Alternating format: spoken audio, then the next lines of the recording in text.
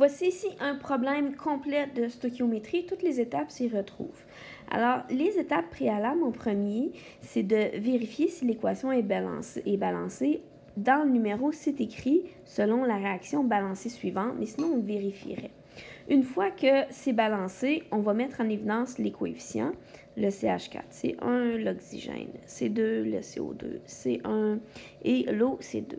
Donc, quand c'est fait, on va écrire les données du problème. C'est très important, alors je vais le lire. Selon la réaction balancée suivante, quelle masse de gaz carbonique? Si je cherche la masse du gaz carbonique, je vais aller donc dans la rangée de masse, mon CO2. Alors, mon inconnu, c'est ça ici. Donc, vous pouvez prendre un surligneur pour l'écrire. Vous pouvez prendre, si vous voulez, l'encadrer. Moi, j'aime bien encadrer aussi. Donc, on peut faire un petit cadre autour. C'est comme vous préférez. Ensuite, la deuxième donnée du problème, quelle masse de CO2, donc ça c'est ce qu'on a noté, si on fait réagir 0,64 g de dioxygène. Donc, je suis encore dans la masse ici, donc je vais aller dans la rangée du bas. Et le dioxygène est ici, j'ai 0,64 g de dioxygène. J'ai donc mis les données de mon problème dans mon tableau. Dans la phrase, on dit « avec suffisamment de méthane ». Qu'est-ce que ça veut dire avec suffisamment de méthane? C'est que j'ai assez de méthane ici qui va pour réagir, assez de méthane pour réagir avec au complet le dioxygène. Ce que ça veut dire, c'est que je n'ai pas besoin de m'en faire avec le méthane. Maintenant, passons à la stoichiométrie comme telle. Lorsque je veux faire ma stoichiométrie, le principe, c'est de passer de la quantité de réactifs qui a réagi, à savoir, il a produit, s'est transformé en combien de produits. Le problème ici, c'est que je ne peux pas faire simplement un produit croisé. Pourquoi je ne peux pas faire un produit croisé? Parce que la masse n'est pas proportionnelle au coefficient. Donc, on n'a jamais le droit de faire un produit croisé entre différentes masses et les coefficients. Donc, on est obligé pour faire des produits croisés d'avoir les moles parce que les moles, elles, sont proportionnelles aux coefficients stoichiométriques. Comment on va faire? Alors, on va transformer notre masse en moles. C'est la première étape.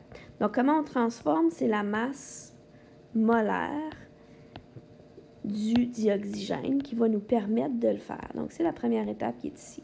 Je vais dans mon tableau périodique et là, je vais aller voir que la masse molaire du dioxygène, c'est 32 grammes par mol. C'est 16 grammes pour un atome d'oxygène. Vu que j'en ai 2 atomes, c'est du O2.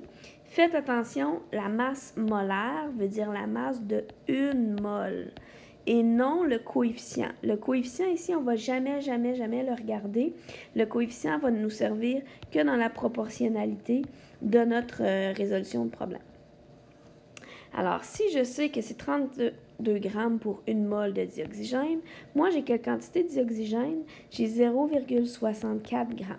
Donc, mon inconnu, c'est le nombre de moles qui est équivalent à 0,64 grammes de dioxygène.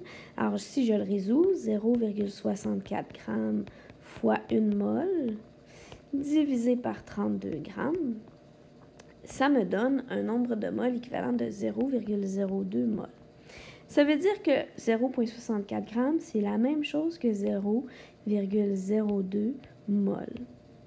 Une fois que je suis dans mes mols, j'ai le droit maintenant de faire une proportion. Alors, je sais que les mols sont proportionnels au coefficient stoichiométrique. C'est ma deuxième étape. Alors, deuxième étape, 0,02 mol fois le coefficient qui est 1 du CO2 divisé par le coefficient du O2 qui est 2. Ça va me donner 0,01 mol de CO2. Donc, j'ai 0,01 mol de CO2.